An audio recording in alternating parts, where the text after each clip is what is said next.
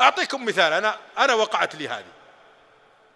سافرت مرة من الدمام إلى جدة، كان عندي لقاء في القنفذة، واخذت معي واحد توه تايب ما له إلا 5 أيام أو أسبوع، وقلت خلني أخذه معي أألف قلبه وأعوده وخليه، وأطير أنا وياه من الدمام إلى جدة. يوم نزلنا في جدة ونستاجر سيارة ونطلع من مطار جدة رايحين للقنفذة على الساحل. أنا معي 150 ريال، استاجرت السيارة ب130، وحنا طالعين من المطار عبيت بنزين ب20، ما عاد معي قروش. صرفه فيه، لكن قلت ما يحتاج. الساعة 1:30 الظهر ونطلع على الساحل. يوم حنا في الطريق قال خويي وش رايك نتغدى؟ قلت نتغدى. ونلبق عند أطرف مطعم على طريق الساحل، محطة فيها مطعم، وننزل هات حبة دجاج، هات زلطة، هات لبن، هات خيار، ونلعن سنسفيل الدجاجة. تعرفون حنا لجينا ناكل اوه ما يحتاج، نجيب خروف وشوف وش نسوي فيه، العظام تغدي كذا شغل، ونجيب الدجاجة انا وخويي ونفرس فرس في ذا الدجاجة. لو تدري الدجاجة انا طايحة بيننا كان انحاشت من دون ريش، لكن ما تدري حظها جابها عندنا. المهم ونمصمص لك العظام. قلت لخويي يوم خلصنا وشبعنا والمطعم مليان، هذا داخل وهذا طالع، واللي المحاسب واحد ما شاء الله من أهل اليمن، وهنا ما شاء الله مليان. ويوم خلصنا قلت لخويي قم حاسب. قال لا والله أنا ما بعد خلصت، قم أنت حاسب. قلت أقول لك قم حاسب واترك عنك بس الخرابيط. قال أنت تقول صادق؟ قلت إي والله. قال والله يا أبو غازي ما معي ولا ريال. قلت رحنا فيها. تعرفون توه تاي ولا عنده قروش، وأنا المفروض أني أصرف، لكن سبحان الله قلت ما يحتاج. قلت ويش؟ قال والله ما معي ولا ريال. قلت رحنا فيها. وطالع في ذاك اليماني اللي حاسب، هنا يماني ما شاء الله عليه يديه على هالكبر، والله لو يضربني بوكسر يفتح مطعم جنب مطعمه. هنا واحد مليون، وثاني حاجة مطاوعة ولا عندنا قروش. قال هذول حرامية ما عندهم مطاوعة. المهم وقعد أنا أخوي، جاني الشيطان قال يا أبو غازي اركب السيارة وافرك وانت راجع، عطه شوف لك حل ولا دبر حالك. قلت أعوذ بالله من الشيطان والله يا أخواني، بس قلت أعوذ بالله من الشيطان. اليوم قال لي خويي وش رأيك أبو غازي نفرك؟ ها شوف الشيطان ما لقى طريق علي، دف خويي علي. قلت ويش؟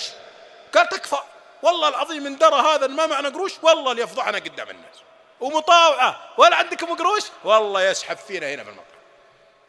لا يا ابن الحلال ما قال أقول لك خلنا على مسؤوليتي، خلنا نفرك. وتعرف توه تايب ما له 5 أيام، يعني ما بعد طهر قلبه، يعني ما زالت المشاكل عنده موجودة، وهو كان راعي مطاردات يبغانا بس ننحاش. المهم أنا قلت لا، قال والله تكفى خلنا نروح، وأنا لي بسود. قلت أدري يلا نفرك يلا. هذا المفتاح السيارة. رح السيارة كانت واقفة بعيد، قلت روح قربها وجيبها عند الباب، إذا جيت عند الباب أنا أبطبر ورا العتبة ذا وبركب معك، حتى ماني مغسل أبركب معك. والله يا أخواني كأني معطيه لكزز 2010 يوم قلت له نبي نفرك، ويعني تعرف الراعي مشاكل وتو تايب. يوم عطيته إياه ويقوم ويروح ويغسل ويسوي كذا، فرحان أشوفه مبسوط وهو طالع ويطالع فيني ويضحك، كأني معطيه والله يا أخواني لكزز جديدة، لأنه راعي مشاكل هو فرحان. ويروح ويركب السيارة ويشغل ويجي لين لبق عند الباب، وأنا جالس وطالع فيه. اليماني يطالع فينا ويدري ان احنا بننحاش، والله يشوفنا عينك عينك، وطالع فيه ويطالع فيني هو ويدق هرنات خوي تات تات تات تات، وطالع فيه وطالع في اليماني يطالع فينا، اليماني بيضحك شايف عينك عينك، وطالع فيه تات تات تات. ازعاجنا المحطة كلها يشوفوننا، فضحنا بذا الحرم تات تات. وطالع فيه وطالع في اليماني، قلت يا ولد لا فضيحة والله كل اللي في المطعم يشوفونا. قلت أعوذ بالله من الشيطان، وأقوم أشاور نفسي، قلت يا أبو غازي ما تسوى 40 ريال تنحاش أنت وخويك، يمكن يصير عليكم حادث، يمكن يقدر الله عليكم شيء وتروح ضحية 40 ريال يسألك الله عنها. علم اليماني بالحقيقة الرضا ولا بكيف، عاد أنت بريت نفسك. قلت لخوي تعال تعال تعال، وينزل زعلان خربت عليه مشروع.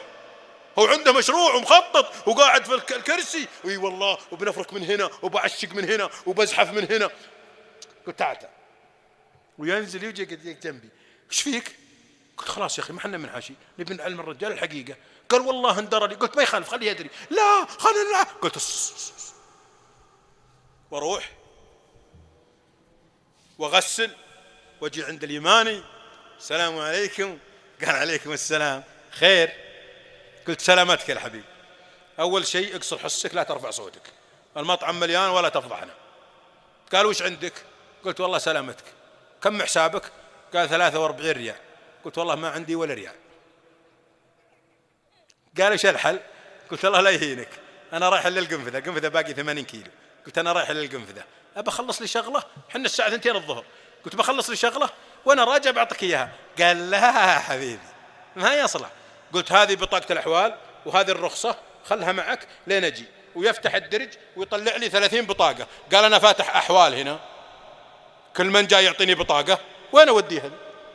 والله العظيم يا رجال كانه صافقني على وجهي.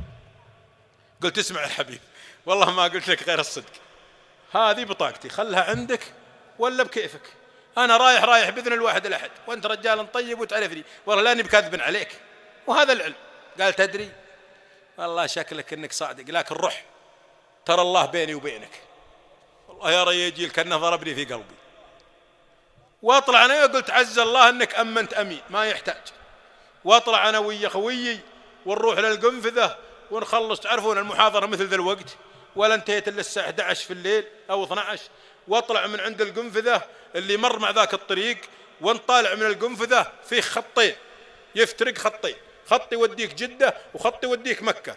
وحنا جايين من جده، وحنا راجعين تعرفون الليل ولا نشوف ولا في لوحات، ورحنا مع طريق مكه ونمشي نطالع ذا المحطة، وين ذا المحطة، نبي ذا المحطة بنعطيه قروش، احنا صرفنا قروش بنعطيه. والله ما درينا الا اللوحة جاية مكة 30 كيلو، يعني المسافة 250 كيلو، ولا باقي الا مكة 30 كيلو، وباقي رحلتنا حول الساعة 4 الفجر، ولا ما عاد يمدينا نرجع، ونطلع على مكة، ومن مكة على جدة، ونسلم السيارة ونطير الساعة 4 الفجر من جدة إلى الدمام، واخذ شهر في الدمام.